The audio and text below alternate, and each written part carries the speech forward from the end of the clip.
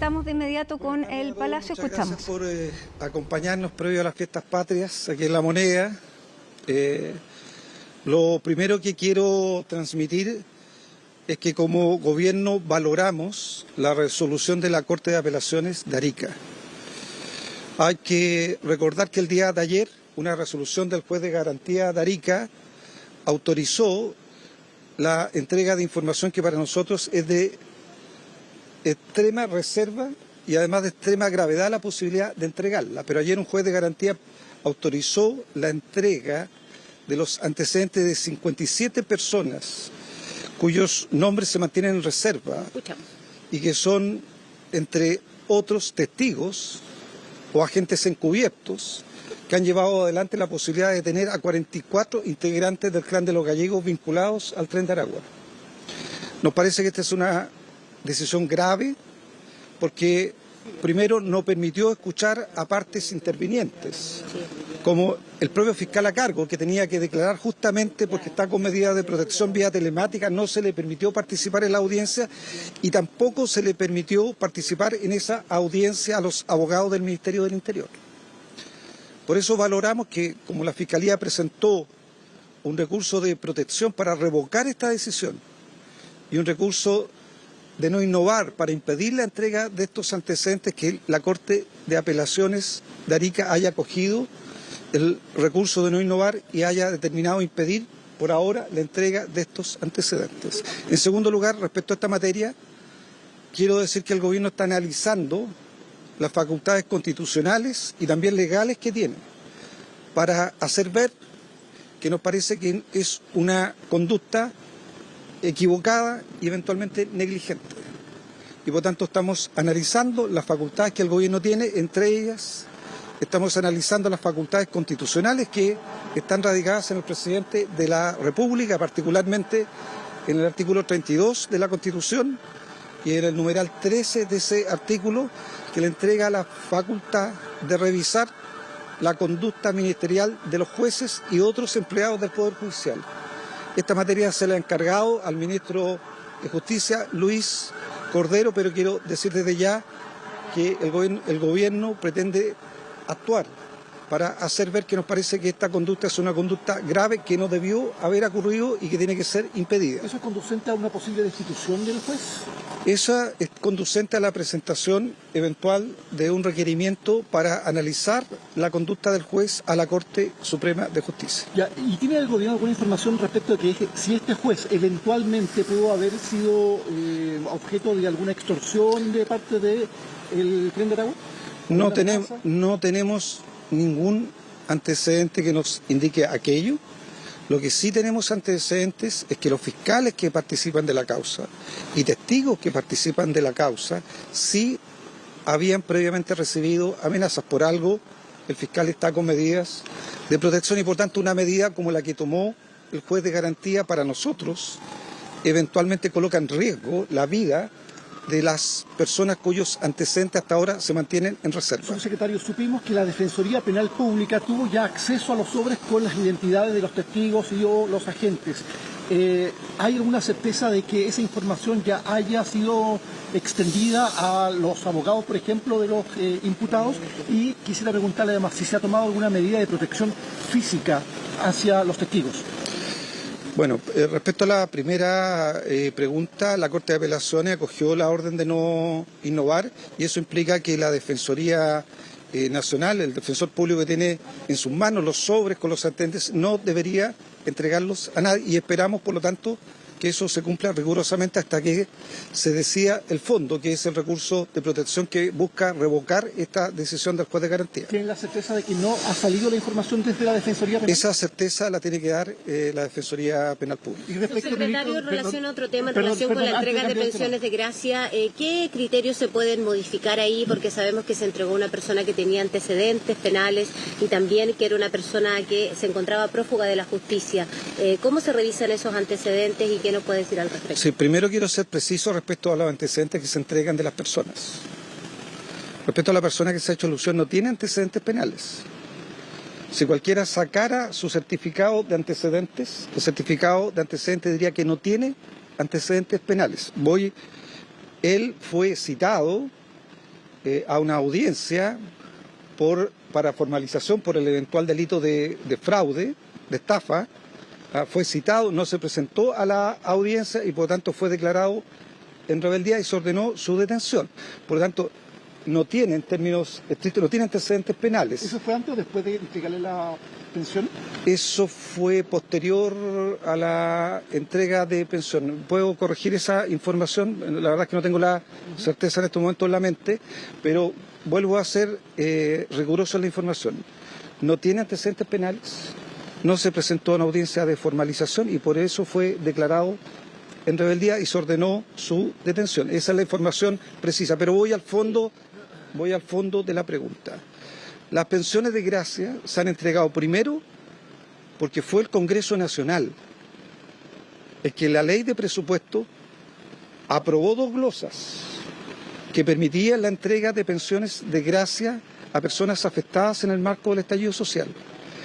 Glosas que están en la partida 50 de Tesoro Público, la glosa 12 y la glosa 15. Sería bueno ir a ver cómo los parlamentarios votaron esas glosas, porque fueron aprobadas por los parlamentarios en el Congreso Nacional, tanto en la Cámara de Diputados como en el Senado.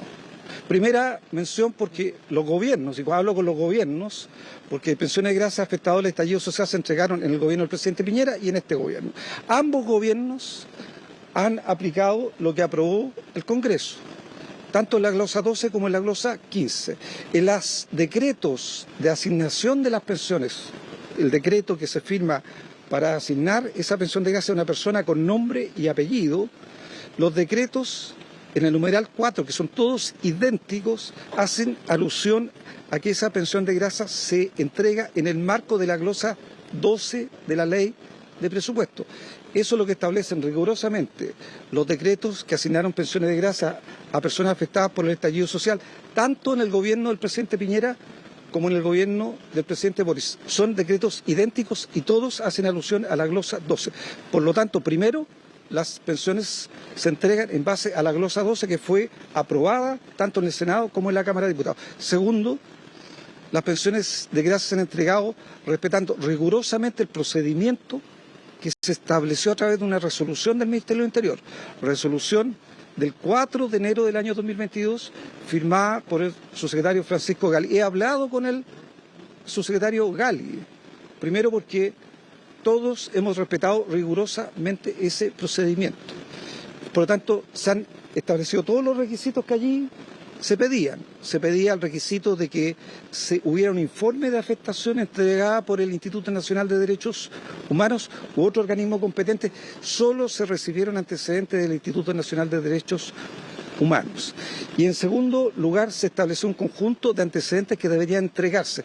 Ninguno de esos antecedentes que había que entregar hacían alusión a que había que entregar los antecedentes penales. Por lo tanto, ni el subsecretario Gali en el gobierno anterior y en este gobierno se pidieron los antecedentes penales. Quiero decir además que la ley de pensiones de gracia, que data del año 1981, que ha entregado miles de pensiones de gracia en estas décadas, no existe, por lo menos yo he pedido que se revise, pero hasta ahora no hemos encontrado ninguna resolución, ningún reglamento interno del Ministerio del Interior desde el año 81 a la fecha, en el cual la entrega de pensiones de gracia que ha hecho el Estado de Chile haya pedido previamente los antecedentes penales. Pero en este caso particularmente, secretario, estas pensiones de gracia ¿se pueden revocar? Y si es así, ¿ustedes piensan revocarlas? Bueno, quiero volver a decir que para la entrega de las pensiones de gracia se ha respetado todo lo que estableció la ley, en la ley de presupuesto y los procedimientos que estableció el Ministerio del Interior. Yo ayer he dicho, y lo reitero aquí, ayer lo dije en la comisión investigadora y lo reitero aquí, me he comprometido, y así lo voy a hacer, a modificar las resoluciones internas del Ministerio del Interior, porque nos parece, a partir de los hechos que han ocurrido, que no solo en estas pensiones de gracia, sino que en todas las pensiones de gracia que entregue el Gobierno de Chile es necesario y razonable establecer entre los requisitos que las autoridades tienen que tener a la vista para tomar esa decisión, contar con los antecedentes penales de las personas. Pero quiero volver a reiterar Esto no fue establecido para la entrega de pensiones en el marco del estallido social, pero tampoco nunca había sido establecido como requisito en ninguna pensión de gracia que haya entregado el Estado de Chile del año 81 a la fecha. Y quiero decir que el Estado de Chile ha entregado más de 18.000 pensiones de gracia por distintas razones. En ninguna de ellas se estableció en ningún reglamento y en ningún procedimiento el requisito de ponderar y tener a la vista los antecedentes penales. Por lo tanto, me parece, permítame decirlo de esta manera,